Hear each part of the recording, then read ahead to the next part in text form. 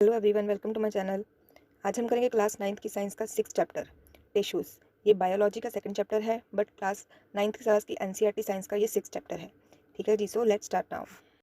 इस चैप्टर में सबसे पहले तो हमने फर्स्ट पैराग्राफ में उन्होंने थोड़ी सी इंट्रोडक्शन ही दी हुई है कि जो लास्ट चैप्टर है उसके अकॉर्डिंगली हमने पढ़ा है कि ऑर्गेनिजम्स जो होते हैं वो सेल्स के बने होते हैं, और सेल्स जो होते हैं वो यूनिसेलुलर होते हैं और मल्टीसेलुलर होते हैं। ठीक है जी, यूनिसेलुलर जैसे कि जिसमें एक सिंगल सेल होता है, यूनि का मतलब ये एक होता है, सिंगल होता है। तो सिंगल सेल होता है, ऑर्गेनिज्म होता है, और वो एक सिंगल सेल ही सारे फंक्शंस को परफॉर्म करता है। कौन कौन से फंक्शंस होते हैं, जैसे फूड को इंटेक्ट करना, मूवमेंट करनी, गैसियस एक्सचेंज करना, एक्सक्रीशन वगैरह करना। तो अमीबा जो ऐसा ऑर्गेनिज्म है जिनमें ये सारे काम एक सिंगल सेल ही करता है। और जो मल्टीसेलुलर ऑर्गेनिजम्स होते हैं उनके अंदर मिलियंस ऑफ सेल होते हैं, और जो ये सेल होते हैं इनको specialise to carry out specific functions. जो मिलियंस ऑफ सेल्स होती हैं, इन सभी सेल्स का जो होता है एक स्पेशल फंक्शन इन सभी सेल्स को परफॉर्म करना होता है। ठीक है जी, तो ये specialised function is taken by different group of cells. ठीक है जी, जो स्पेशलाइज्ड फंक्शन एक दिया होता है वो एक ग्रुप सेल्स का एक ग्रुप होता है, और वो पूरा ग्रुप मिलकर उस स्पेशल फंक्शन को परफॉर्म करता है। टीम वर्क होती है, एक तरह से हम बोल सकते हैं। तो since these cells carry out only a particular function, ठीक है जी, तो जो सेल्स का जो ग्रुप बना होता है वो एक पर्टिकुलर फंक्शन को परफॉर्म करते हैं। They do it very efficiently, और बहुत अच्छे तरीके से, पूरे सेटिस्फैक्ट्री तरीके से उस फंक्शन को ये परफॉर्म करते हैं। In human beings muscle cell contracts and relax to cause movements. ठीक है, जो ह्यूमन बींग्स होते हैं उनके अंदर मसल सेल्स जो होते हैं वो कॉन्ट्रैक्ट करते हैं, रिलैक्स करते हैं। कॉन्ट्रैक्ट का मतलब सिकुड़ते हैं, फिर थोड़े रिलैक्स मूवमेंट में आते हैं, पोजीशन में आते हैं। किस क्यों करते हैं वो ऐसा मूवमेंट को करने के लिए। बॉडी के अलग अलग पार्ट्स में मूवमेंट होती है, और मूवमेंट जो होती है वो किन के जरिए होती है, मसल्स के जरिए होती है। तो बेसिकली जो मसल है वो टिश्यू है जो कि सेल्स के पूरे ग्रुप को मिलाकर बना हुआ है। तो नर्व सेल्स जो होते हैं वो मैसेजेस को कैरी करते हैं, blood flows to transport oxygen, ठीक है, food, hormones and waste material and so on. ठीक है, in plants vascular tissues conduct food and water from one part of the plant to the other parts. ठीक है जी, जो plants होते हैं उनमें जो वेस्कुलर टिश्यूज होते हैं वो फूड और वाटर को वन पार्ट से अदर पार्ट्स तक ट्रांसपोर्ट करते हैं। और मल्टी सेलुलर ऑर्गेनिजम्स होते हैं जो उनके अंदर होती है डिवीजन ऑफ लेबर। ठीक है, डिवीजन ऑफ लेबर का मतलब कि काम बंटा हुआ होता है, क्योंकि मल्टी सेलुलर ऑर्गेनिजम्स हैं, बहुत सारे सेल्स हैं, तो हर सेल के जो होता है ग्रुप ऑफ सेल्स का जो होता है एक स्पेसिफिक काम डिसाइड किया हुआ होता है। तो cells specialising in one function are often group together. ठीक है जी, यही लिखा हुआ है कि जो सेल्स होते हैं जो उनको जिन्होंने एक सिंगल फंक्शन को परफॉर्म करना होता है उनको एक ग्रुप में इकट्ठा बना दिया जाता है। वो उनका एक पूरा इकट्ठा ग्रुप बना होता है। This mean that a particular function is carried out by a cluster of cells. इसका मतलब ये है कि जो पर्टिकुलर फंक्शन है वो क्लस्टर ऑफ सेल्स के definite place in the body, body में एक डेफिनेट प्लेस के ऊपर सेल्स का एक क्लस्टर बना होता है, एक ग्रुप बना होता है जो कि एक पर्टिकुलर फंक्शन को परफॉर्म करता है। This cluster of cells called tissues. और जो क्लस्टर होता है सेल्स का, जो एक गुच्छा बना हुआ होता है, इनको क्या बोलते हैं, टिश्यूज बोलते हैं। इज अरेंज्ड एंड डिजाइन, उनको इस तरीके से अरेंज और डिजाइन किया गया होता है कि ये अपना जो काम होते हैं वो पूरी एफिशिएंसी से, पूरे अच्छे तरीके से, हाईएस्ट पॉसिबल एफिशिएंसी से परफॉर्म करते हैं। ठीक है जी, blood, phylum and muscles are all examples of tissues. ठीक है जी, जो ब्लड होते हैं, ब्लड है हमारी बॉडी का, पूरी बॉडी में ट्रांसपोर्ट करता है अलग अलग मटेरियल्स को, सब्सटेंसेस को। और फ्लोएम जो हो गया और मसल्स हो गए, ये सारे जो है वो टिश्यूज के एग्जांपल दिए हुए हैं उन्होंने। ठीक है जी, मसल्स भी हमारी पूरी बॉडी में होती हैं, हमारी पूरी बॉडी में मूवमेंट करने का हेल्प करती हैं मसल्स जो होती हैं। तो मसल्स जो होती हैं वो अलग बहुत सारी सेल्स से मिलकर बनी होती हैं, और इनको हम क्लस्टर ऑफ सेल्स को बोलते हैं टिश्यूज। तो उन्होंने एक एग्जाम्पल सॉरी पूरी डेफिनेशन दी हुई है उन्होंने सेल्स की, कि अ ग्रुप ऑफ सेल्स, एक सेल्स का ग्रुप होता है that are similar in structure, जो कि स्ट्रक्चर में सिमिलर होता है, एक जैसा होता है, और वर्क टुगेदर, और वो सारे मिलकर इकट्ठा एक ही काम करते हैं, इकट्ठे मिलकर काम करते हैं to achieve a particular function. ठीक है, किसी एक पर्टिकुलर फंक्शन को, किसी एक स्पेसिफिक काम को करने के लिए मिलकर इकट्ठे काम करते हैं। इनका स्ट्रक्चर जो होता है वो सिमिलर होता है, इनको हम क्या बोलते हैं, टिश्यूज बोलते हैं। ठीक है जी, उसके बाद उन्होंने दिया हुआ are plants and animals made of same type of tissues. जो प्लांट्स और एनिमल्स होते हैं, क्या उनका टिश्यूज जो होते हैं वो एक ही तरह के होते हैं। ठीक है, उन्होंने क्वेश्चंस पूछे हुए, do plant and animals have the same structure, perform similar functions. तो इनके बारे में हम पूरा आगे एक्सप्लेन करके पढ़ेंगे। There are noticeable differences between the two. ठीक है, कह रहे हैं कि एनिमल्स में और प्लांट्स में नोटिसेबल डिफरेंस होता है। प्लांट्स आर स्टेशनरी और फिक्स्ड, हमें बताइए जो प्लांट्स होते हैं जहाँ पर उनको उगाया जाता है वहीं पर रहते हैं, वो स्टेशनरी होते हैं, फिक्स होते हैं और मूव नहीं करते हैं। ठीक है जी, और ये जो होते हैं वो ऊपर की तरफ बढ़ते हैं, प्लांट्स होते हैं वो ऊपर की तरफ मूवमेंट करते हैं, ऊपर की तरफ इनकी ग्रोथ होती है। They have a large quantity of supportive tissues. तो जो उनको सपोर्ट करते हैं, उनको ऊपर की तरफ बढ़ने के लिए सपोर्ट करते हैं, इधर उधर नहीं गिरने देते नीचे। तो जो इसलिए उनको क्या होता है, इनके अंदर सपोर्टिव टिश्यूज बहुत ज़्यादा होते हैं जो कि इनको सपोर्ट करते हैं ताकि वो सीधा खड़े रह के ऊपर की तरफ उनकी ग्रोथ हो। Supportive tissues generally has dead cells, और जो उनके अंदर सपोर्टिव टिश्यूज होते हैं, इनके सेल्स जो होते हैं वो डेड सेल्स होते हैं। ठीक है जी, animals on the other hand move around in search of food, mates and shelter. जो एनिमल्स होते हैं वो अपने पार्टनर्स के लिए, पार्टनर्स की खोज में या शेल्टर की खोज में या फूड की खोज में इधर उधर घूमते हैं, और उनको बहुत एनर्जी भी चाहिए होती है इस काम के लिए एज कम्पेयर टू प्लांट्स। ठीक है, तो most of the tissues they contains are living. ठीक है जी, तो जो टिश्यूज जो होते हैं एनिमल्स के अंदर, जो टिश्यूज होते हैं वो कौन से होते हैं, वो लिविंग टिश्यूज होते हैं। तो another difference between animals and plants is in the pattern of growth. ठीक है, जो अनदर मेन डिफरेंस होता है एनिमल्स और प्लांट्स का, वो कौन सा होता है, उनकी ग्रोथ में जो पैटर्न होता है, ग्रोथ का जो पैटर्न होता है उनके अकॉर्डिंग का डिफरेंस बनता है। The growth in plants and is limited. जो प्लांट्स की जो ग्रोथ होती है वो लिमिटेड होती है टू अ सर्टन रीजन। ठीक है, एक सर्टन रीजन होता है, जैसे ट्रीज़ वगैरह होते हैं, उनका एक स्पेसिफिक लेंथ होती है, उस लेंथ पर पहुँचने के बाद वो आगे ग्रो करना बंद कर देते हैं, ठीक है, आगे ऊंचाई में जाना, लंबे होना बंद कर देते हैं। ऐसा तो नहीं है कि वो सारी ज़िंदगी लंबे और लंबे और लंबे ही होते रहते हैं, एक स्पेसिफिक रीजन होता है, सर्टन रीजन होता है, वहाँ तक उनकी ग्रोथ जो होती है वो लिमिटेड होती है। Well this is not so in animals में ऐसा नहीं होता, ठीक है जी। There are some tissues in plants that divide throughout their life, ठीक है, जो प्लांट्स के कुछ टिश्यूज होते हैं जो अपनी पूरी जिंदगी में आगे आगे डिवाइड होते रहते हैं, सेल डिवीजन ऐसे आगे आगे होती रहती है, डिवाइड होते रहते हैं। These tissues are localised in certain regions, ठीक है, जो ये टिश्यूज होते हैं ये किसी एक सर्टन रीजन के अंदर लोकलाइज्ड होते हैं, सर्टन रीजन के प्लांट्स के जो एक सर्टन रीजन होता है उसके अंदर ही ये टिश्यूज होते हैं वो लोकलाइज्ड होते हैं। इनको हम पूरा ब्रीफली आगे एक्सप्लेन करके पढ़ेंगे।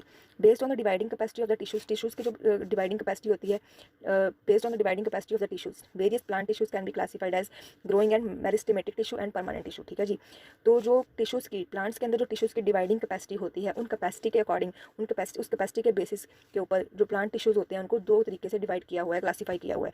फर्स्ट वन है meristematic tissue and second one है permanent tissue. It's very important, ठीक है जी। प्लांट्स को उनकी डिवाइडिंग कैपेसिटी के अकॉर्डिंग दो पार्ट्स में डिवाइड किया हुआ है। फर्स्ट वन है मेरिस्टेमेटिक टिश्यू, ठीक है जी, मेरिस्टेमेटिक टिश्यू, और नेक्स्ट सेकंड वन है permanent tissue. It's very important. तो उसके बाद दिया हुआ है cell growth in animals is more uniform, जो ग्रोथ सेल ग्रोथ जो एनिमल्स में होती है वो मोस्टली एक जैसी ही होती है, ठीक है। So there is no such demarcation of dividing and non dividing regions in animals, ठीक है जी। तो एनिमल्स के अंदर ऐसा कोई डिफाइंड नहीं है, ऐसे कोई डिसाइडेड रीजन नहीं होता जो कि जिसमें कि सेल्स जो होते हैं वो डिवाइडिंग और नॉन डिवाइडिंग होते हैं। जैसे कि ऊपर प्लांट्स में हमने पढ़ा ना कि सेल टिश्यूज जो होते हैं कुछ वो डिवाइड होते हैं, कुछ टिश्यूज नहीं डिवाइड होते हैं, तो उनके बेस के ऊपर इनको दो पार्ट्स में डिवाइड करते हैं कि मेरिस्टेमेटिक टिश्यूज है और परमानेंट टिश्यूज है। बट एनिमल्स में ऐसा कुछ नहीं होता, ठीक है, एनिमल में ऐसा कुछ नहीं होता कि उनकी डिवाइडिंग और नॉन डिवाइडिंग रीजन्स नहीं होते एनिमल्स के अंदर। उनके अंदर जो ग्रोथ होती है सेल्स की पूरी बॉडी में वो यूनिफॉर्म ही होती है, एक जैसी ही होती है। The structural organisation of organs and organ system, जो ऑर्गन्स और ऑर्गन सिस्टम का जो स्ट्रक्चर होता है वो एनिमल्स के अंदर काफ़ी ज़्यादा लोकलाइज्ड और स्पेशलाइज्ड होता है than even in complex plants, ठीक है। जो कॉम्प्लेक्स प्लांट्स होते हैं उनके मुकाबले कॉम्प्लेक्स जो एनिमल्स होते हैं उनके अंदर ऑर्गन सिस्टम ज़्यादा डिफाइन किया हुआ होता है, पूरा स्ट्रक्चर अच्छी तरीके से ऑर्गेनाइज किया हुआ होता है, ठीक है जी, और लोकलाइज्ड होता है, मतलब एक स्पेसिफिक जगह पर रखा हुआ होता है, ठीक है जी। तो this fundamental difference reflects the different modes of life pursued by the these two major groups of organisms, ठीक है जी। तो ये दो मेजर ग्रुप हैं ऑर्गेनिजम्स के, इनका जो फंडामेंटल डिफरेंस है ये इनके बेस के ऊपर ही डिपेंड करता है। डिफरेंट मोड जो लाइफ के जो डिफरेंट मोड हैं कि वो खड़े रहते हैं, वो इधर से उधर घूमते हैं, या और भी काफ़ी सारे जो फंडामेंटल डिफरेंस है वो इन जो मेजर ग्रुप है इन ऑर्गेनिजम्स के इनके ऊपर डिपेंड करता है। Particularly in their feeding methods, जो मेन है वो है इनका फीडिंग मेथड। इनके डिफरेंट फीडिंग मेथड्स है। जो प्लांट्स है वो फोटोसिंथेसिस के अकॉर्डिंग के थ्रू अपना फूड लेते हैं, और जो एनिमल्स है वो इधर उधर घूम के अपना फूड लेते हैं, तो फीडिंग मेथड भी इनके अलग हैं। Also they are differently adapted for sedimentary existence on one hand plants and active locomotion on the other hand animals, ठीक है जी। तो एक और जो डिफरेंटली अडेप्टेड होते हैं कि इनको मतलब उस तरीके से ये अडेप्ट हुए होते हैं वो है कि इनका जो सेडेंट्री एग्जिस्टेंस होती है, प्लांट्स होते हैं वो सेडेंट्री एग्जिस्टेंस होती है, उनकी एक स्पेसिफिक जगह होती है, वहीं पर उनकी एग्जिस्टेंस होती है और वहीं पर वो बढ़ते फूलते हैं, आगे बढ़ते हैं, ठीक है जी, एक जगह से दूसरी जगह पर मूव नहीं करते। बट जो एनिमल्स होते हैं उनमें एक्टिव लोकोमोशन होती है, वो एक जगह से दूसरी जगह पर मूव करते हैं और इधर उधर घूम के अपने जो एक्टिविटीज़ होती हैं वो करते हैं। कॉन्ट्रीब्यूटिंग टू दिस डिफरेंस, इस डिफरेंस के अकॉर्डिंग ऑर्गन सिस्टम डिज़ाइन किया होता है। तो बेसिकली इस लाइन में ये बता रहे हैं कि जो प्लांट्स का और एनिमल्स का जो ऑर्गन सिस्टम होता है वो इस तरीके से डिज़ाइन किया होता है कि जो प्लांट्स होते हैं उनकी सेडेंट्री एग्जिस्टेंस होती है, एक जगह पर ही वो बढ़ते हैं, और जो एनिमल्स होते हैं वो एक जगह से दूसरी जगह पर घूम घूम कर अपने काम करते हैं, ठीक है जी। तो उनका ऑर्गन सिस्टम ही इस तरीके से डिज़ाइन किया गया होता है, डिज़ाइन होता है अंदर से। तो it is with reference to these complex animals and plant bodies. तो अब जो कम्प्लेक्स एनिमल्स और प्लांट बॉडीज़ हैं इनकी रेफरेंस के अकॉर्डिंग ही हम इस पूरे चैप्टर में टिश्यूज़ के कंसेप्ट को डिटेल में समझेंगे। तो इसके बाद उन्होंने हमें नेक्स्ट क्वेश्चन दिए हुए हैं, what is a tissue and what is the utility of tissues in multicellular organisms. What is a tissue का मैंने आपको बताया था यहाँ पे कि इन्होंने डेफिनेशन दी हुई है व्हाट इज अ टिश्यू की, और जो नेक्स्ट दिया हुआ है उन्होंने what is the utility of tissues in multicellular organisms, इसके बारे में इन्होंने यहाँ पर मेंशन किया हुआ है कि जो मल्टीसेलुलर ऑर्गेनिजम्स होते हैं उनमें डिवीजन ऑफ लेबर होती है सेल्स के अंदर। तो सेल्स जो होते हैं वो वन फंक्शन को जो परफॉर्म करने वाले होते हैं उनको एक ग्रुप बना हुआ होता है, और this means that a particular function is carried out by a cluster of cells at a definite place in the body, ठीक है। तो ये यूटिलिटी है मल्टीसेलुलर ऑर्गेनिजम्स में टिश्यूज़ की, ठीक है। उसके बाद उन्होंने दिया हुआ है प्लांट टिश्यूज़ के बारे में एक्सप्लेन किया हुआ है। प्लांट टिश्यूज़ मेरिस्टेमेटिक टिश्यूज़ के बारे में सबसे पहले दिया है इन्होंने, एक एक्टिविटी दी हुई है हमें मेरिस्टेमेटिक टिश्यूज़ के में, that take 2 glass jars and fill them with water, ठीक है जी। ये देखो उन्होंने 2 ग्लास जार के लिए 1 और 2 उनको पानी के साथ भर दिया उन्होंने, और उनके अंदर अनियन बल्ब रखे हुए हैं उन्होंने, ठीक है जी। ये होते हैं अनियन बल्ब होते हैं, दोनों के अंदर उन्होंने अनियन बल्ब रखे हुए हैं, और उन्होंने कहा है कि आपने इनको ऑब्जर्व करना है डे 1, 2 और 3, उनकी जो लेंथ है रूट्स की उसको आपने मैयर करना है, ठीक है। रूट्स की लेंथ को उन्होंने आपको मैयर करने के लिए बोला है, जो ये इन्होंने लेंथ दी हुई है रूट्स की इसको मैयर करने के लिए बोला है उन्होंने। उसके बाद उन्होंने कहा है कि 4th डे पर आपने क्या करना है, जो सेकंड जार पर अनियन रखा हुआ है, अनियन का बल्ब है, उसका आपने 1 सेंटीमीटर टिप से लेकर काट देना है, ठीक है जी। उसको 1 सेंटीमीटर टिप से लेके आपने काट देना है। देखिए यहाँ पे बता देती हूँ मैं आपको, जो इस जार 2 है इसका जो ये बन रही है इसको आपने नीचे से यहाँ से टिप से 1 सेंटीमीटर ऊपर तक यहाँ से इसको काट देना है आपने। और उसके बाद उन्होंने बोला है कि मैं ये after this observe the growth of roots in both the jar. उसके बाद फिर आपने दोबारा ऑब्जर्व करना है जो रूट्स की ग्रोथ है वो किस तरह की है, और 5 मोर डेज तक करना है।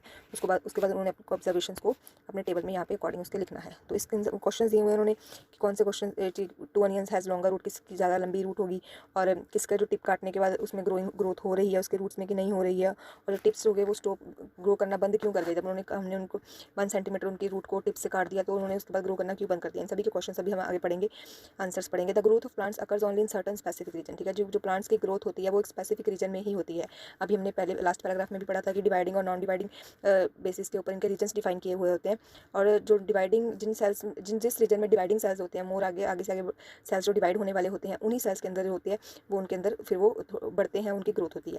तो this is because of dividing tissues. ठीक है, जो डिवाइडिंग टिश्यूज होते हैं उनकी वजह से प्लांट्स के अंदर ग्रोथ होती है। इनको क्या बोलते हैं, मेरिस्टेमेटिक टिश्यूज बोलते हैं। जो टिश्यूज आगे से आगे सेल्स होते हैं वो डिवाइड होते हैं। इस located only at these points, वो एक स्पेसिफिक पॉइंट्स के अंदर लोकेट होते हैं। तो depending on the region where are present, कि वो जो मेरिस्टेमेटिक टिश्यूज है वो कहाँ पर प्रेजेंट है प्लांट के अंदर, उनको जो मेरिस्टेमेटिक टिश्यूज को क्लासीफाई किया हुआ है। कितने पार्ट्स में क्लासीफाई किया हुआ है, 3 पार्ट्स में क्लासीफाई किया हुआ है। It's very important. कौन कौन सा है, एपिकल, लेटरल और इंटरसेलुलरी। ठीक है जी, एपिकल है फर्स्ट वाला, फर्स्ट है इसका एपिकल। ठीक है, ये एक तरह से आपके नोट्स बन जाएंगे अगर आप इनको साथ साथ में थोड़ा नोट डाउन करते रहोगे, तो इसको मैंने आप साथ साथ में आगे एक्सप्लेन भी करती रहूँगी। ठीक है जी, तो third one is इंटरसेलुलरी।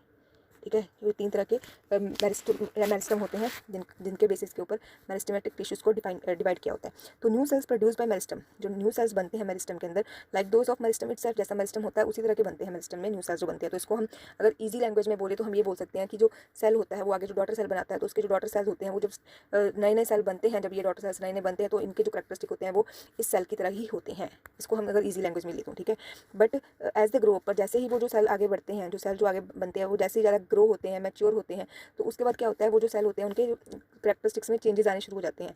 There characteristics slowly change हो जाते हैं इनके characteristic, and they become differentiated as components of other tissues, और वो बाकी टिश्यूज के कंपैरेटिवली थोड़े डिफरेंट हो जाते हैं। ठीक है जी, तो ये उन्होंने आपको फिगर दी हुई है 6.2। ठीक है, इसके अंदर उन्होंने दिया हुआ है आपको कि एपिकल मेरिस्टम जो होता है वो यहाँ पर होता है, प्लांट्स के टिप्स पे होता है, स्टेम के टिप पर या फिर नीचे रूट के टिप पर होता है।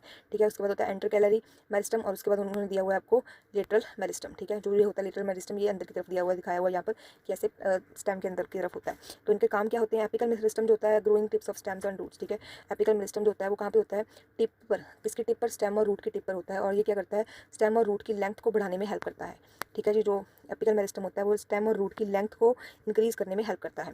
The girth of the stem और root increases due to lateral meristem. ठीक है, जो ये लेटरल मेरिस्टम बताया था मैंने आपको, ये क्या करता है, स्टेम की और रूट की गर्थ को बढ़ाता है। गर्थ क्या होता है, घेरा, सरकमफ्रेंस बोल सकते हैं हम, घेरा बोल सकते हैं या मोटाई बोल सकते हैं।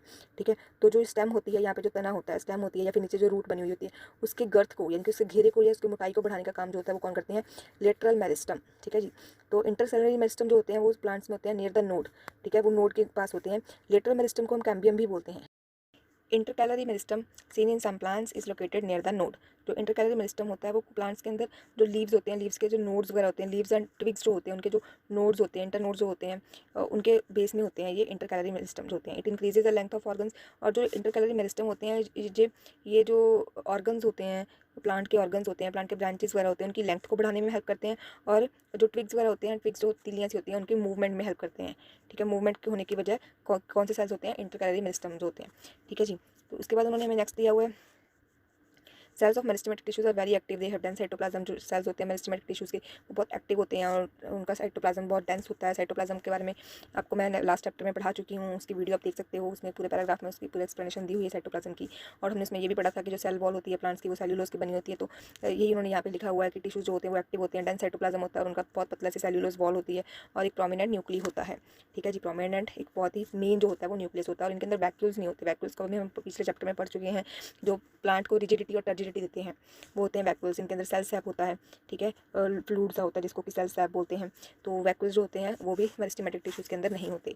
ठीक है जी, इसके बाद उन्होंने हमें जो क्वेश्चंस दिए हुए थे, पूछे हुए थे, यहाँ पे इनके आंसर्स देख लेते हैं हम लोग।